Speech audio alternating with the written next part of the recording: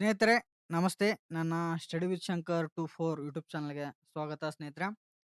ಇಂದಿನ ತರಗತಿಯಲ್ಲಿ ನಾವು 9ನೇ ತರಗತಿಯ ಕರ್ನಾಟಕದ ಭೂಗೋಳದ ಕರ್ನಾಟಕದ ಭೂ ಸಂಪತ್ತು ಎಂಬ ಟಾಪಿಕ್ ಇಂದ ನಾವು ಪ್ರಶ್ನೆ ಉತ್ತರಗಳನ್ನ ಡಿಸ್ಕಷನ್ ಮಾಡೋಣ ಸ್ನೇಹಿತರೆ. ಇವುಗಳು ಪರೀಕ್ಷಾ ದೃಷ್ಟಿಯಿಂದ ಬಹಳಷ್ಟು ಇಂಪಾರ್ಟೆಂಟ್ ಆಗಿವೆ.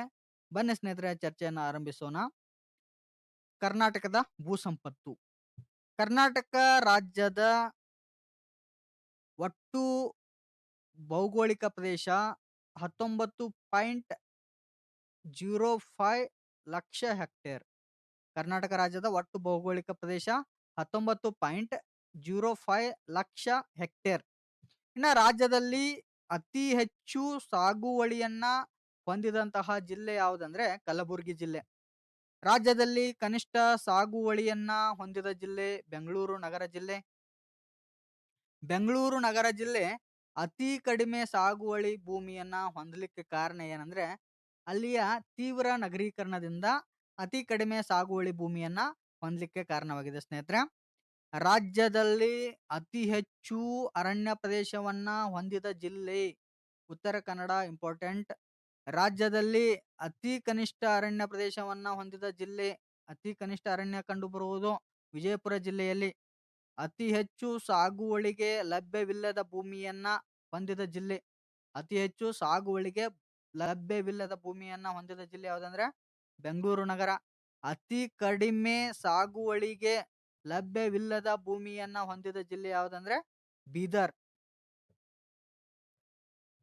ಇನ್ನ ರಾಜ್ಯದಲ್ಲಿ ಅತಿ ಹೆಚ್ಚು ಬೀಳು ಭೂಮಿಯನ್ನು ಹೊಂದಿದ ಜಿಲ್ಲೆ ಯಾವುದಂದ್ರೆ ಕಲಬುರಗಿ ಜಿಲ್ಲೆ. ಅತಿ ಹೆಚ್ಚು ಬೀಳು ಭೂಮಿ ಕಂಡುಬರ್ತದೆ. ಬೀಳು ಭೂಮಿ ಕಂಡುಬರುವುದು ಕಲಬುರಗಿ ಜಿಲ್ಲೆಯಲ್ಲಿ.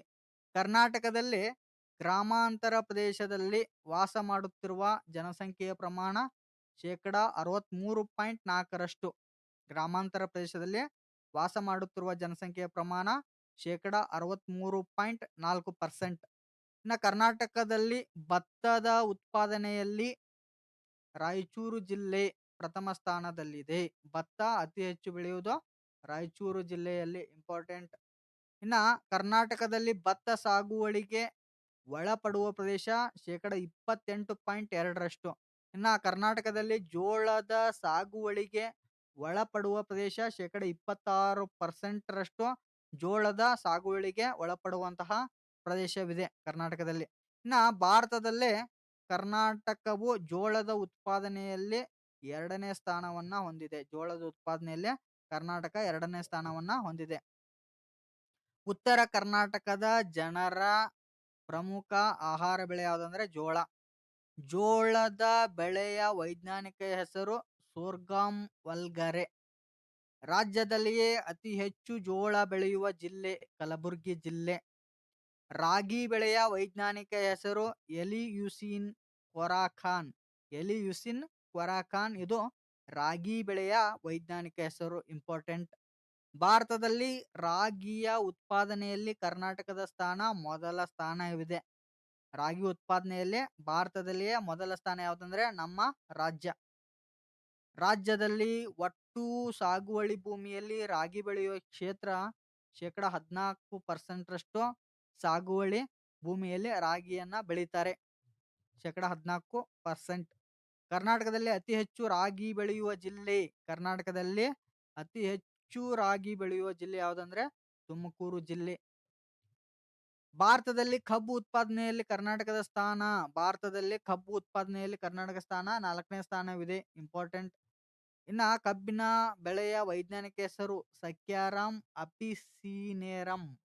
ಸಕ್ಯಾರಮ್ ಅಪಿಸಿನೇರಂ ಕಬ್ಬಿನ ಬೆಳೆಯ ವೈಜ್ಞಾನಿಕ ಹೆಸರು. ಇದು ಇಂಪಾರ್ಟೆಂಟ್. ರಾಜ್ಯದಲ್ಲಿ ಅತಿ ಹೆಚ್ಚು ಕಬ್ಬು ಉತ್ಪಾದಿಸುವ ಜಿಲ್ಲೆ ಬೆಳಗಾವಿ. ಇಂಪಾರ್ಟೆಂಟ್. ಸ್ವಾತಂತ್ರ್ಯ ಪೂರ್ವದಿಂದಲೂ ಕಬ್ಬಿನ ಬೆಳೆಗೆ ಹೆಸರುವಾಸಿಯಾದ ಜಿಲ್ಲೆ ಮಂಡ್ಯ ಜಿಲ್ಲೆ. ರಾಜ್ಯದಲ್ಲಿ ಅತಿ ಹೆಚ್ಚು ಹತ್ತಿ ಉತ್ಪಾದಿಸುವ ಜಿಲ್ಲೆ ಹಾವೇರಿ ಜಿಲ್ಲೆ. ಹೊಗೆಸೊಪ್ಪು ಈ ವರ್ಗಕ್ಕೆ ಸೇರಿದ ಸಸ್ಯವಾಗಿದೆ. ಹೊಗೆಸೊಪ್ಪು ನಿಕೋಶಿಯಾ ವರ್ಗಕ್ಕೆ ಸೇರಿದ ಸಸ್ಯವಾಗಿದೆ. ಹೊಗೆಸೊಪ್ಪಿನಲ್ಲಿ ನಿಕೋಟಿನ್ ಮಾದಕ ವಸ್ತುವಿದೆ. 17ನೇ ಶತಮಾನದಲ್ಲಿ ಭಾರತಕ್ಕೆ ತಂಬಾಕನ್ನ ಪರಿಚಯಿಸಿದವರು ಪೋರ್ಚುಗೀಸರು. 17ನೇ ಶತಮಾನದಲ್ಲಿ ಭಾರತಕ್ಕೆ ತಂಬಾಕನ್ನ ಪರಿಚಯಿಸಿದವರು ಪೋರ್ಚುಗೀಸರು. ಕರ್ನಾಟಕದಲ್ಲಿ ಬೆಳೆಯುವ ಉತ್ತಮ ದರ್ಜೆಯ ತಂಬಾಕು ಯಾವುದಂದ್ರೆ ವರ್ಜಿನಿಯಾ ತಂಬಾಕು. ಭಾರತದಲ್ಲಿ ತಂಬಾಕು ಉತ್ಪಾದನೆಯಲ್ಲಿ ರಾಜ್ಯದ ಸ್ಥಾನ 4ನೇ ಸ್ಥಾನವಿದೆ. ಭಾರತದಲ್ಲಿ ತಂಬಾಕು ಉತ್ಪಾದನೆಯಲ್ಲಿ ರಾಜಸ್ಥಾನ 4ನೇ ಸ್ಥಾನ. ರಾಜ್ಯದಲ್ಲಿ ಅತಿ ಹೆಚ್ಚು ತಂಬಾಕು ಉತ್ಪಾದಿಸುವ ಜಿಲ್ಲೆ ಯಾವುದಂದ್ರೆ ಮೈಸೂರು ಜಿಲ್ಲೆ. ದೇಶದಲ್ಲಿ ಬೀಡಿ ತಯಾರಿಕಾ ತಂಬಾಕು ಮಾರುಕಟ್ಟೆಗೆ ಅತ್ಯಂತ ಪ್ರಸಿದ್ಧವಾದದ್ದು ಬೆಳಗಾವಿ ಜಿಲ್ಲೆಯ ನಿಪ್ಪಾಣಿ. ಭಾರತದಲ್ಲಿ ಕಾಫಿ ಉತ್ಪಾದನೆಯಲ್ಲಿ ಮೊದಲ ಸ್ಥಾನ ಯಾವುದಂದ್ರೆ ನಮ್ಮ ಕರ್ನಾಟಕ ಕಾಫಿ ಉತ್ಪಾದನೆಯಲ್ಲಿ ಮೊದಲನೇ ಸ್ಥಾನದಲ್ಲಿದೆ. ಕರ್ನಾಟಕಕ್ಕೆ ಕಾಫಿಯನ್ನ ಪರಿಚಯಿಸಿದವರು ಬಾಬಾ ಬುಡನ್ ಎಂಬ ಸಂತ 1670ರಲ್ಲಿ ಕಾಫಿಯನ್ನ ಕರ್ನಾಟಕಕ್ಕೆ ಪರಿಚಯ ಮಾಡಿಕೊಡ್ತಾರೆ. ಕರ್ನಾಟಕದಲ್ಲಿ ಅರೇಬಿಕ್ ಮತ್ತು ರೋಬಸ್ಟಾ ಕಾಫಿಯನ್ನ ಉತ್ಪಾದಿಸುತ್ತಾರೆ. ಅರೇಬಿಕ್ ಮತ್ತು ರೋಬಸ್ಟಾ ಕಾಫಿಯನ್ನ ಉತ್ಪಾದಿಸುತ್ತಾರೆ. ದೇಶದ ಒಟ್ಟು ಕಾಫಿ ಉತ್ಪಾದನೆಯಲ್ಲಿ ಕರ್ನಾಟಕದ ಪಾಲು 70% ಕಾಫಿ ಉತ್ಪಾದನೆಯಲ್ಲಿ ಕರ್ನಾಟಕದ ಪಾಲು ಇದೆ. ರಾಜ್ಯದಲ್ಲಿ ಅತಿ ಹೆಚ್ಚು ಕಾಫಿ ಉತ್ಪಾದಿಸುವ ಜಿಲ್ಲೆ ಯಾವುದಂದ್ರೆ ಕೊಡಗು ಜಿಲ್ಲೆ. ಸ್ನೇಹಿತರೆ, ಇಷ್ಟು ನಾವು ಕರ್ನಾಟಕದ ಭೂ ಸಂಪತ್ತು ಎಂಬ ಟಾಪಿಕ್ನ ಬಗ್ಗೆ ತಿಳಿದುಕೊಂಡಿವಿ ಸ್ನೇಹಿತರೆ. ಮುಂದಿನ ತರಗತಿಯಲ್ಲಿ ಮುಂದಿನ ಟಾಪಿಕ್ ಅನ್ನ ಚರ್ಚೆಯನ್ನ ಮಾಡೋಣ ಸ್ನೇಹಿತರೆ. ಇದು ರಿವಿಷನ್ ಕ್ಲಾಸ್ ಆಗಿದೆ ಸ್ನೇಹಿತರೆ. ನನ್ನ ಸ್ಟಡಿ ವಿತ್ ಶಂಕರ್ 24 ಯೂಟ್ಯೂಬ್ ಚಾನಲ್ಗೆ ಸಬ್ಸ್ಕ್ರೈಬ್ ಮಾಡಿ ಅಂತ ಹೇಳ್ತಾ ನನ್ನ ತರಗತಿಯನ್ನು ಮುಗಿಸ್ತಾ ಇದ್ದೀನಿ. ಧನ್ಯವಾದಗಳು ಸ್ನೇಹಿತರೆ.